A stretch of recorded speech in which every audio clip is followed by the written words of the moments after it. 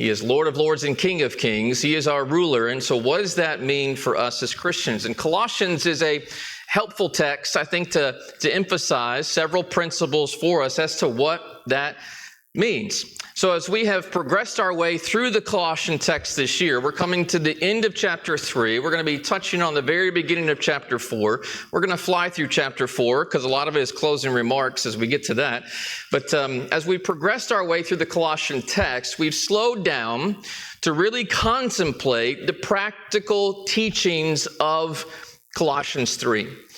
We've stopped to see what the Spirit teaches us about the uniqueness of the sincere Christian who truly has allowed the word of Christ to dwell richly in their hearts, so that, as verse 17 says, every word or deed is done in the will of Christ. Why? Because Christ is on his throne. Christ is ruling, and we want to make sure we're allowing him to rule our lives, our very words and our very deeds. And so in so doing, it's my prayer that you have noticed one very simple fact as we've taken a look at some of the practical teachings of Colossians 3. And that simple fact is this: the Christian is different.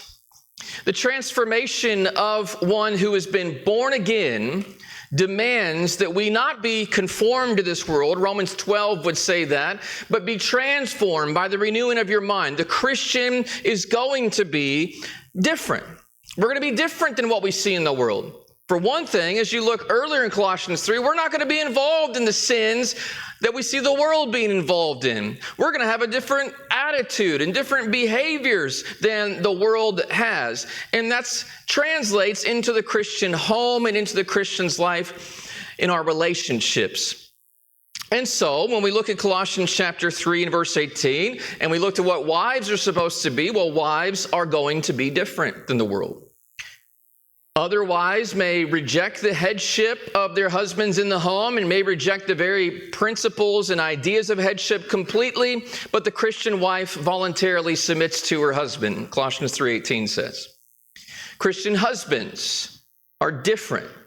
Other husbands may take advantage of their wives, may manipulate, may trample upon the well-being of their wives, but the Christian husband sacrificially loves his wife to the same degree that Christ loved the church, and that's going to make you different than a lot of men. The Christian child is also different. Other children may backtalk their parents, may disrespect and rebel against their parents. The Christian child is to obey your parents in all things, whether in their presence or out of their presence. And so you're going to be different. Christian dads, if you look at Colossians 3 and verse 21, fathers are addressed. Christian dads are going to be a different breed.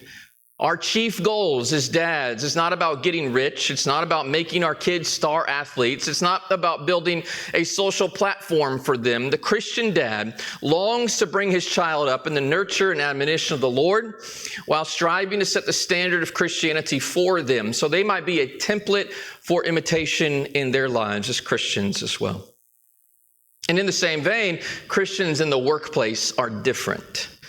Christians in the workplace are different. We are not using our culture or our co-workers as the standard for our work ethic, our work behavior, our work goals. We are not using other bosses as the standard for how we will be employers and leaders in our workplace hierarchies. No, the Christian looks first and is ruled first by the Word of God in all these areas. And if not, we risk tarnishing our influence in one of the places where we may have more contact and more spiritual opportunity in the world than anywhere else. In fact, if you look at Colossians chapter 4, I don't think that it's coincidental that soon after Paul speaks of Christians in the workplace or in those relationships, that he focuses in chapter 4 on making sure, verse 5, that we walk in wisdom toward those who are outside. Now, we're going to be covering that text soon, but we need to not disconnect the thoughts. He goes from workplace behavior to how we need to walk in wisdom towards outsiders, people who are outside of the church. The vibe you share, the atmosphere that you create, the person that you are in the workplace will have a direct impact on the souls of every employee, every coworker, every customer that you encounter. You can open spiritual doors of opportunity by your behavior. You can close spiritual doors of opportunity by your behavior in the workplace. You can attract people to the gospel by how you treat them in the workplace, and you can repel them from the gospel and from Christianity in general by how you behave in the workplace. And so I think it behooves us to consider Christians in the workplace. This is teaching from Scripture that we're going to look at. And so let's read the Colossian text. I appreciate Mike for reading the Ephesian text. I want to read to you from Colossians 3:22 through chapter 4 and verse 1. I'm going to be reading from the NSB 1995, which is in your pews, if you want to follow along with that. If it sounds a little different than what you've got in your lap, that might be why. Slaves, that's the first word. Slaves, in all things, obey those who are your masters on earth, not with external service, as those who merely please men, but with sincerity of heart, fearing the Lord.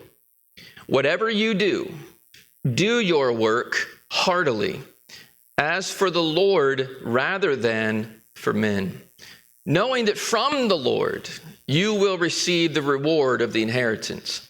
It is the Lord Christ whom you serve. Verse 25, for he who does wrong will receive the consequences of the wrong which he has done, and that without partiality. Masters, this is chapter 4, verse 1. Grant to your slaves justice and fairness, knowing that you too have a master in heaven. Well, I want to think with you very briefly, first of all, about a couple of words in this text that are probably trigger words for some people. That would be the word slave and the word master. The very word slaves and masters that you find in Colossians 3 and verse 22 and that you find in Colossians chapter 4 and verse 1 quickly evokes a very emotional, cultural response as we read scriptures through a westernized lens. And I understand that, and I want to make sure I briefly address that. It's not our purpose to take this study in a direction the text does not take us. We're trying to just go the direction the text takes us. So I'm not going to really debate the whole question about, whether or not Paul was approving of slavery by this comment, or whether the Bible should be thrown out, because how can we believe in something that approves of slavery? We might dig into that with an evidence lesson or a Q&A at some point in time. But we do have to readily admit that slavery did exist in the Roman Empire, and Paul's goal in this teaching is not to state necessarily his approval or disapproval. His goal is to teach Christians how to live within their social constructs in a way that they can still please God, and they can have a positive effect upon the culture. Here's the thing. If you're a Christian, whether you're living in a communist culture or whether you're living in a capitalistic economy, you still have to live for Christ. Whether you're living in a monarchy or an oligarchy or a democracy, you still have to live for Christ within the social construct in which you're living. Regardless of which party is in power and which laws they are beginning to legislate, we still have to learn to be as loyal as possible to Jesus Christ and to serve him first and foremost.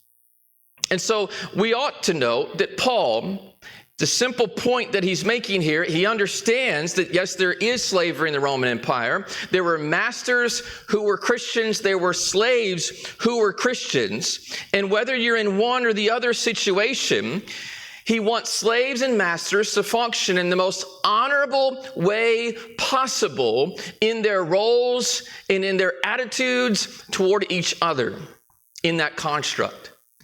Though slaves may be tempted to revolt, to rebel, to disrespect, he encourages them to obey in all things your masters according to the flesh, not with eye service, in verse 22. And though masters may be tempted to abuse, to belittle, to threaten, to take advantage of others, he encourages them, give your bondservants what is just and fair. You've got to learn to act in a God-pleasing way within this social construct. I love the way that Paul puts it to Timothy in 1 Timothy 6, 1 and 2. He says, let as many bondservants as are under the yoke count their own masters worthy of all honor. You're in a situation, it's a difficult situation. I think the work of Philemon emphasizes that, where Paul's dealing with a runaway slave. In that particular passage, it's difficult, but you make sure that you consider your masters as worthy of all honor, so that the name of God and his doctrine may not be blasphemed. And those who have believing masters, let them not despise them, because they are brethren. Treat your brethren like brethren. Act in an honorable way in this particular situation. So in other words, your slave-master relationship may bring tension. Paul understands that. You solve it by treating one another with the love that the golden rule demands. Now, perhaps at a later time, we're going to study that first century social reality with greater depth, but I want to take this first century construct and apply its principles within the construct of 21st century Christianity in America. We don't have slave-master relationships here in America today. We want to apply these principles, though, to the relationship and the situation that most are in today, which is just the situation of honest employment. We have employees and we have employers.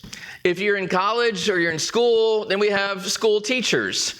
And we have those who are their pupils, those who are their students. We're in those types of situations today, and that's what we want to think about. So we're going to just take a very practical focus of this and other texts that address the work relationship, primarily in Paul's letters. So let me notice a few things about work. The duty of Christian workers. I'm advancing my slide, and I actually thought about standing back there so you could look at that little screen back there. Go ahead, turn around, give it a look. Yeah, it's back there. I created a PowerPoint. I'm not trying to get out of work here. I just want you to know. But I can see it and you can't today. Passages of Scripture show us how to work, and I just want to give you a few things. There's an outline in your bulletin. Maybe that will help you follow along as well. That's the only visual you're going to have. So here's the first thing I want you to see from this text as well as others.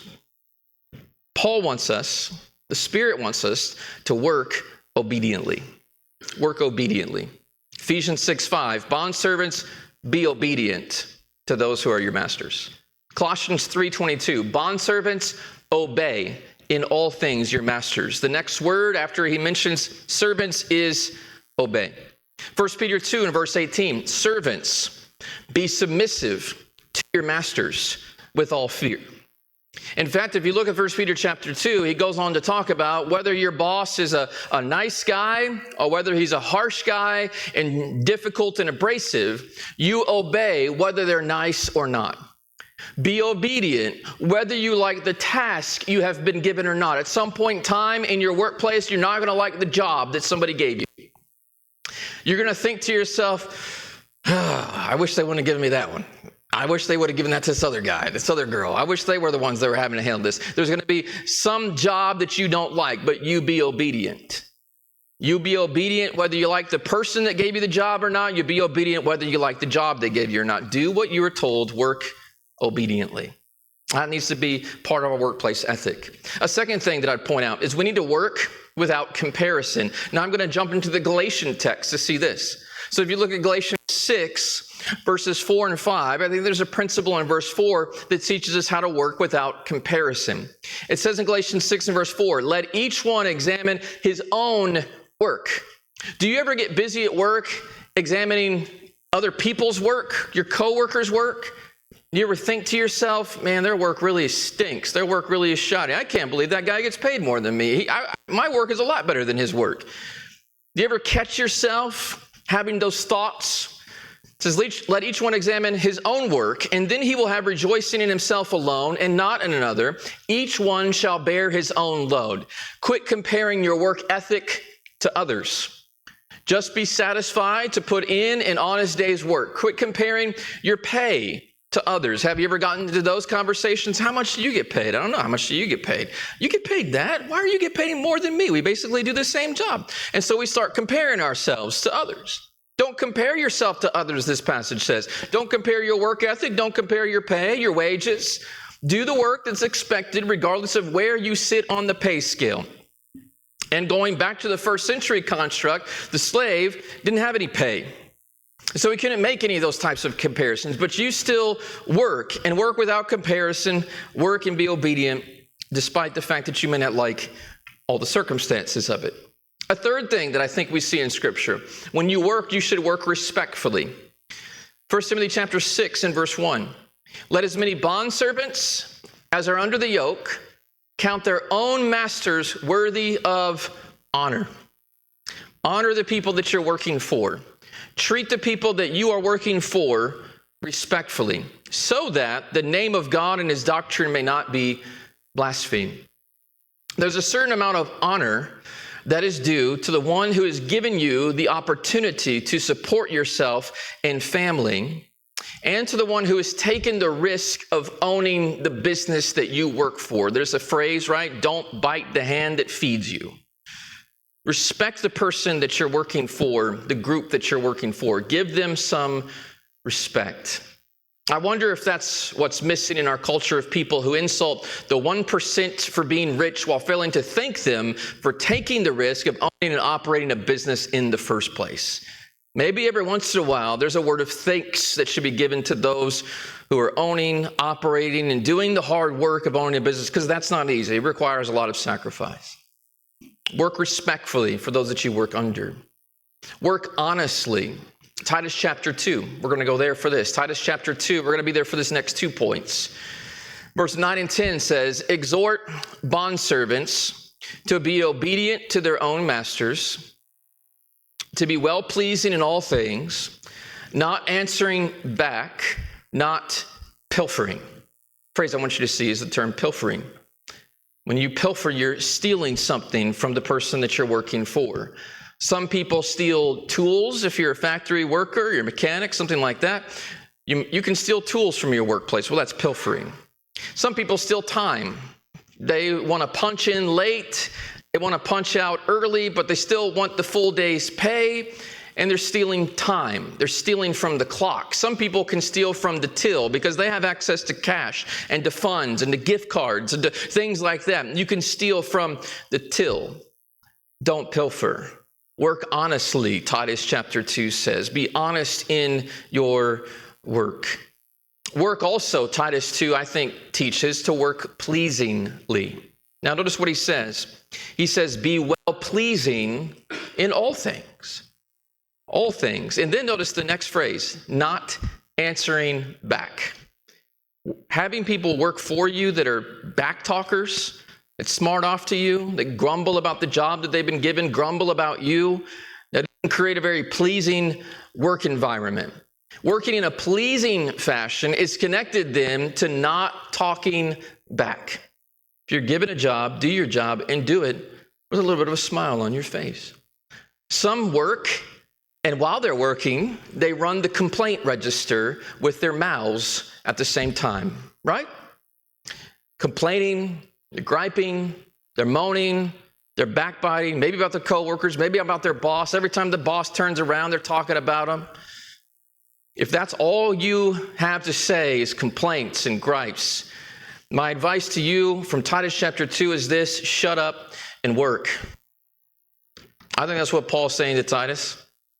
Shut your mouth, quit answering back, and do your job. That's the way that you be well-pleasing in all things. You're not helping your influence as a Christian by sitting at the water cooler and talking about everybody in the workplace and talking about your boss behind his back.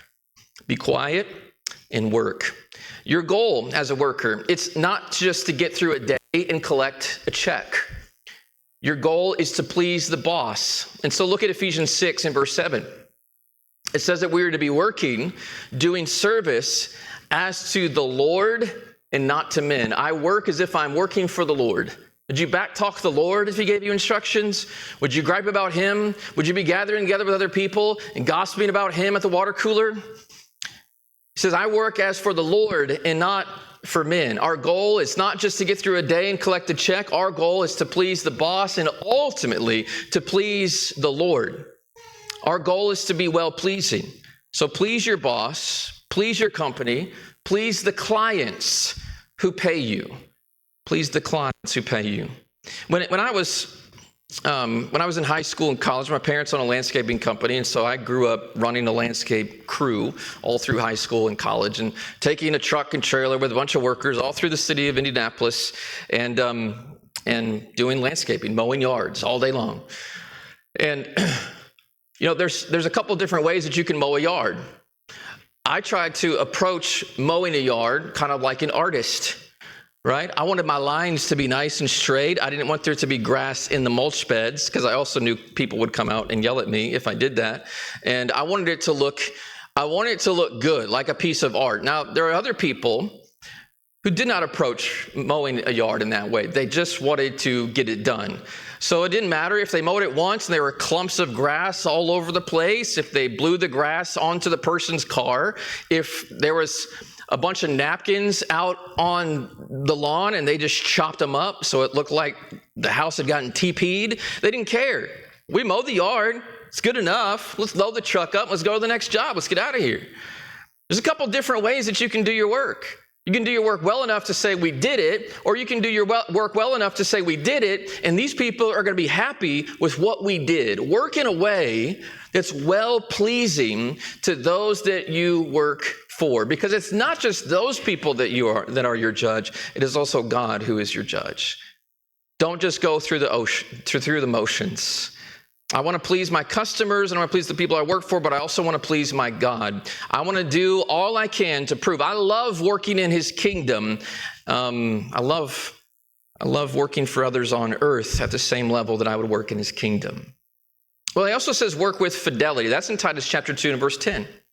So we work honestly, we work pleasingly, and he says work with fidelity. That's what Titus 2 verse 10 says, not pilfering, but showing all good fidelity. There's a phrase that's pretty well known in the Marines, right? Semper Fidelis. I don't know if I pronounced that right. Fidelis I took Latin in high school. I didn't pay attention. I'll be honest. I was forced to take it. I hated it. But Semper Fidelis, always faithful. Always faithful. It's the model of the Marines. It's a person who shows fidelity is faithful. They're dependable. They're reliable. Well, if you're showing all good fidelity, it means that you're faithful. Bosses need faithful workers. What's that mean if you're a faithful worker? You show up on time, you leave on time, you work the whole time, and you work every day that you are scheduled to work, barring sickness or problems. Show up to work. Be faithful in your work. But I think for a lot of people, their goal in work is I want to find a job that's going to pay me the most, that is going to make me do the least. Where is a job that can pay me the most and I can be the laziest? I think that's a lot of people's attitude towards work and where they go work. Heard a story about a man, he was upset with his boss on the work site. He'd gotten this construction job and he said, I've been working here for 2 weeks and I still don't have a shovel yet. So he says, when do I get a shovel? And I think the boss thought that he wanted a shovel so that he could, work. And he just said to him, you're getting paid just the same. What are you worried about? Why do you want a shovel? The man said, I know I'm getting paid, but all these guys have a shovel and I'm the only one who doesn't, and I don't have anything to lean on. Everybody's just standing around leaning on their shovels. They're not doing work. Do you want a job where you can just sit or stand around, or are you faithful in your work? You want a job where you actually can work and you're going to get things done. Work with fidelity, faithful in your work. And then work with sincerity. Look at Colossians 3:22. We come back to the original text. And there are a lot of texts that are very much like this Colossian text. So it would seem as though Paul needed to address this in various cities, because the problem of work ethic and work behavior is a problem among Christians anywhere and everywhere. And it's a problem of our influence. And so in verse 22 of Colossians 3, he says we should work in sincerity of heart. Sincerity of heart. Don't just work for the pay. Don't just work for the promotion. Don't just work to curry favor from your boss. The Christian works with sincerity of heart, realizing his goal is to please an even greater all-knowing master. And then there's another phrase in verse 23 that I want you to see. And verse 23 says, whatever you do, he's talking about people in the workplace, right? Whatever you do, whatever job it is, whether you're cleaning toilets or you're typing on that computer all day long, Whatever you do, do it heartily, as to the Lord and not to men. Do it heartily. How would your coworkers describe your attitude at work? How would they describe it? Would they describe you as, man, he comes in with a good attitude. He comes in, he works hard, he puts in a full day's work for a full day's pay. He's got a positive attitude. That's infectious upon other people. Would that be how they would describe you in your workplace? Heartily means that you work from the soul. What a difference it makes when people work out of the goodness of their hearts. They want to bring profit to their company. I want my company to profit. I don't want to see us lose money. When the company makes money, that means hopefully I'm going to make more money. So I want to profit my company. I want to be the best coworker somebody could ever have. And so when people work with me, they don't dread working with me. Have you ever been given a group project? I know our college kids, sometimes you're given group projects, but have you ever been given a group project where you know some of the people that you've been assigned to work with, they're lazy. And so in your mind, you're thinking, oh, great.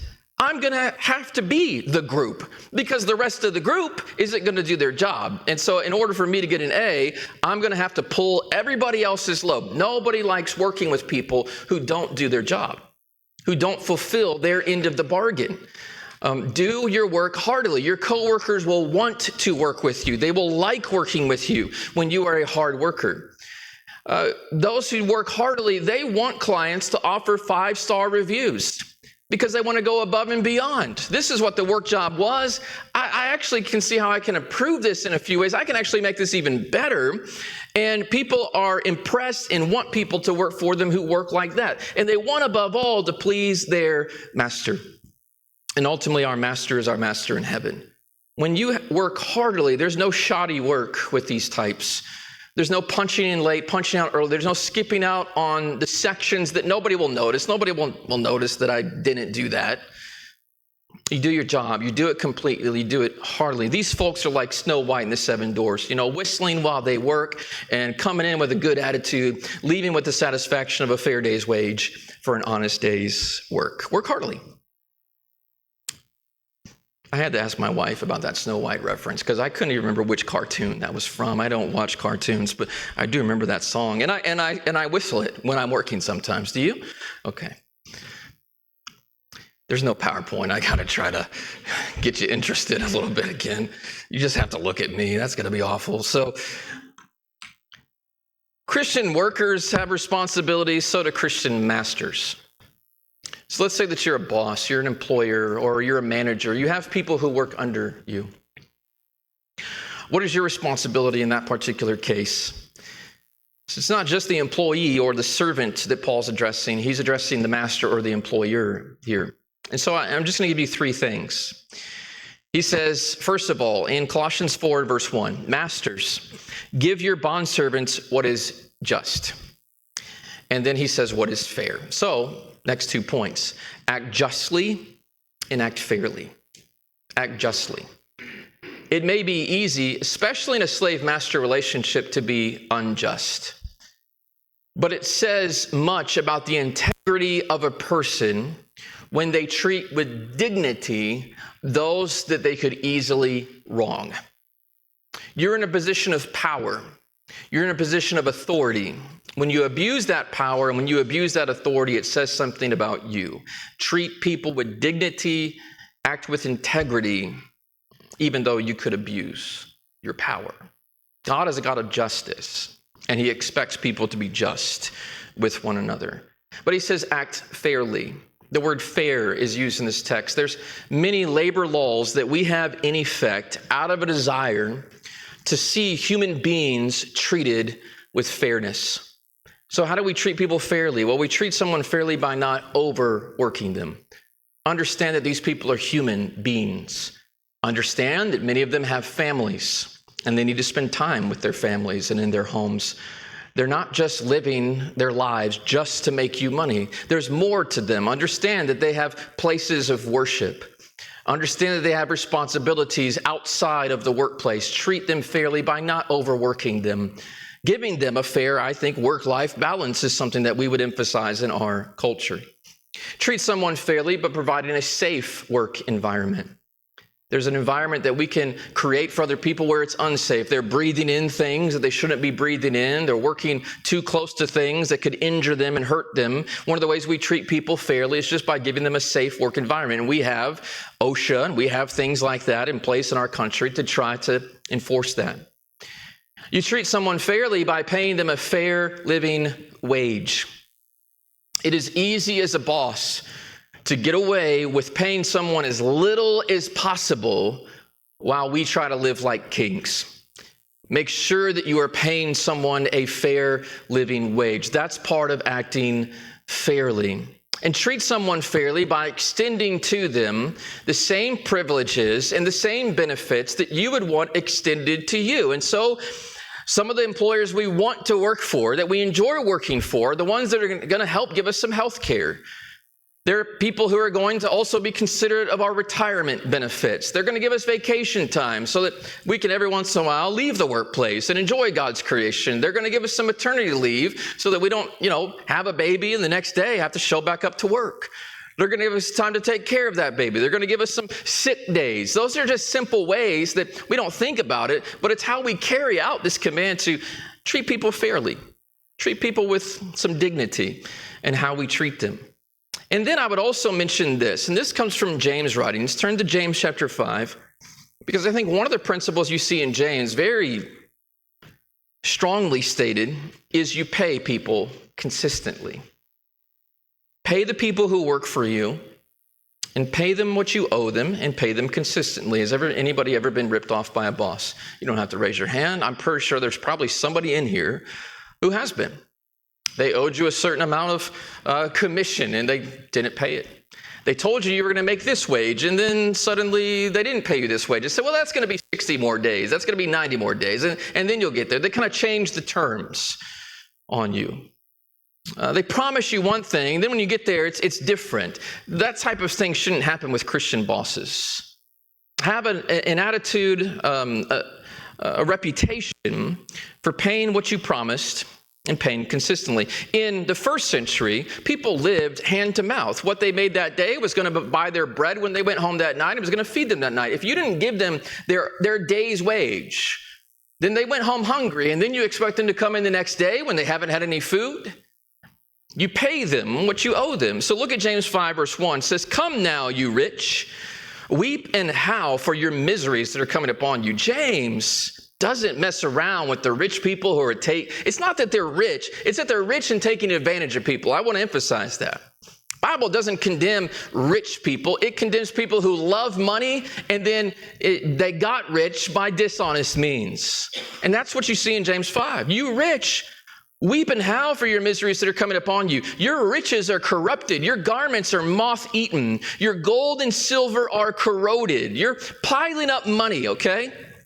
You're piling up so much gold and silver that it's starting to rust. You don't even know what to do with all the money you've got piled up. He says your corrosion, the corrosion of your riches, the fact that it's just sitting there and you owe people money. He says that's going to be a witness against you and will eat your flesh like fire. You have heaped up treasure in the last days.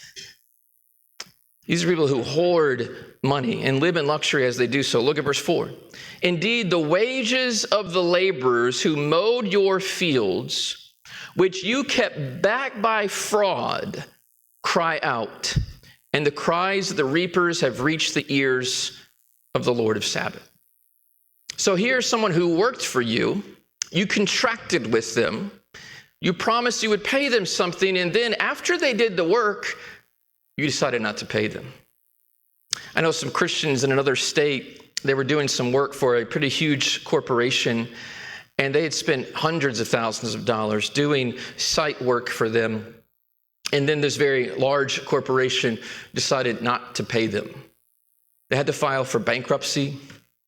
They had to, one of the family members had to start the company in his own name, buy all the equipment from the bankrupt father that he was also working along with, because a large corporation decided to not pay them the money that they owed him after they had spent hundreds of thousands of dollars in labor and equipment on the job site for weeks. That type of thing can't happen with Christians who have people working for them. As I mentioned, my family owns a landscaping company. My parents and my brothers both work for that company, and they've worked certain jobs where they're contractually supposed to pay at certain intervals of time for so many mowings and so many leaf cleanups and so much snow plowing and things like that. And there's been times they've worked 3-6 months, and then this company decided not to pay. And you had to eat it, or you had to file, perhaps sometimes you have to file a lawsuit. The one thing you definitely don't do when someone doesn't pay is, we're not working for you anymore. You've proven that you don't pay what you contractually were obligated to pay. It hurts. It hurts people when we don't pay what we owe. Well, that's what's going on in James 5. Look at verse 5. You have lived on the earth in pleasure and luxury. You have fattened your hearts as in a day of slaughter. Here you are, living high on all this money that you've made, and yet you have kept back by fraud these poor workers who are working for you and not pay them. Be the type of employer who pays your workers and pays them fairly and pays them consistently. What kind of employer do you think most people want to work for and stay with over time anyway? One who pinches pennies with his own employees and pays them the least wage possible to build his own profits, or one who tries to be as generous as possible, desiring that his employees be able to enjoy a quality of life that is generously considerate of their needs. I think it's obvious who we want to work for.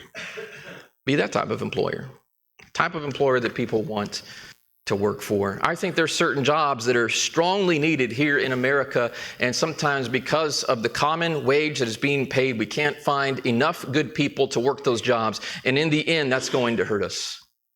We have to pay people a fair living wage. That's in Scripture, and I think it's what's being encouraged by Paul and by James in Scripture. Now why? Well, there are two roles that are here in this text of Colossians 3, and in these other texts that we've mentioned as well, slave and master. But both really have the same motive for behavior. Colossians 3:23 is this: the slave, why do you need to obey in all things? And why do you need to obey in these ways?